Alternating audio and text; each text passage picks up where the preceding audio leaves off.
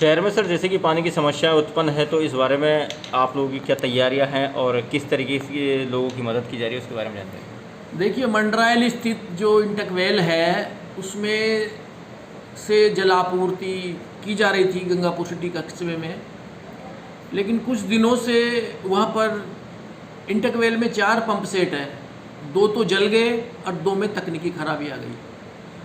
अब वहाँ से पेयजल आपूर्ति बंद हो गई है कुछ दिनों से।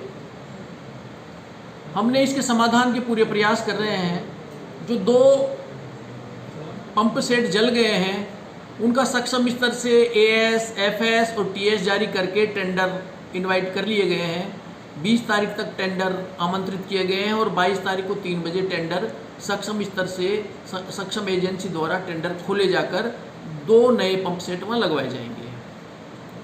दूसरी बात, जो 2 पंप सेट में तकनीकी खराबी आई है, उस पंप सेट को तकनीकी खराबी दूर करने के लिए उनको रिपेयर करवाया जाएगा।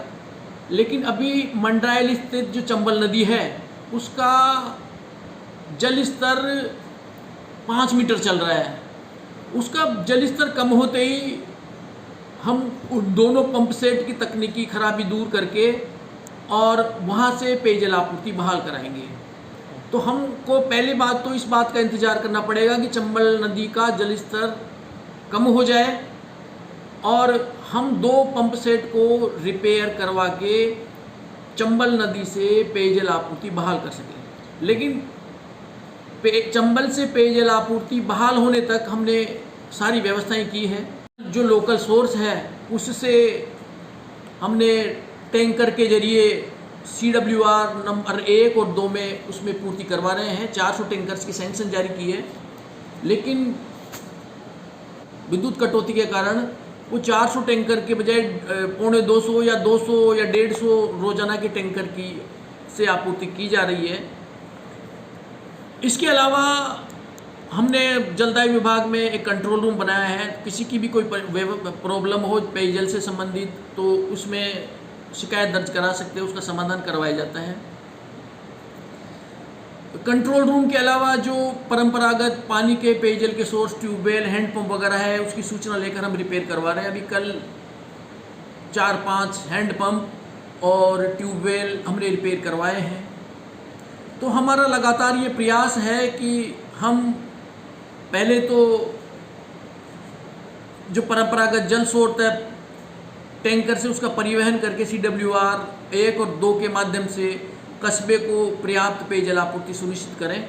हम कर भी रहे हैं और जैसे ही वहाँ पर चंबल नदी का जल स्तर नीचे उतरेगा हम वो 2 पंप है उनको रिपेयर करा के दुरुस्त करवा के वहाँ से पेयजल आपूर्ति गंगापुर सिटी कस्बे को बहाल हो जाएगी, ऐसी हमारी उम्मीद है। सारी व्यवस्थाएं कर रहे हैं, लगातार हम इसकी मॉनिटरिंग कर रहे हैं। मैं खुद PHD ऑफिस में 3-4 घंटे दे रहा हूँ। मिर्ज़ापुर CWR 1 और 2 में भी लगातार निरीक्षण कर रहा हूँ, इंस्पेक्शन कर रहा हूँ, लगातार डायरेक्शन दे रहा हूँ उनको जलदाय विभाग का। इसके अलावा अधिशासी अभियंता, सहायक अभियंता और कनिष्ठ अभियंता के यहाँ से ट्रांसफ़र हो गए हैं और वो रिलीव होकर चले गए, लेकिन उनको उनके स्थान पर जो नए अधिकारी हैं उन्होंने अभी तक ज्वाइन नहीं किया है। तो जैसे ही नए अधिकारी ज्वाइन करेंगे तो और अच्छे से हम इसमें कार्य कर पाएंगे। और मैं सब लोगों से ये उम्मीद करता हूँ कि वो प्रशासन को सहयोग करें। प्रशासन जो भी आवश्यक कदम हैं जो उठा रहे हैं उठा पा रहे हैं, लेकिन अब चूँकि पेयजल परिवहन हम परंपरागत पेयजल स्रोतों से कर रहे हैं टैंकर के माध्यम से। अभी जैसा कि आपको पता है कि कोयले की आवक कम होने से विद्युत प्रोडक्शन कम हो गया है और ग्रामीण क्षेत्रों में विद्युत कटौती की जा रही है, उससे भी पेयजल परिवहन में दिक्कत और सारे समग्र प्रयास करके हमारी लगातार ये कोशिश है कि हम गंगापुर सिटी कस्बे को समुचित पेयजल आपूर्ति कर सकें। ठीक, बताएं।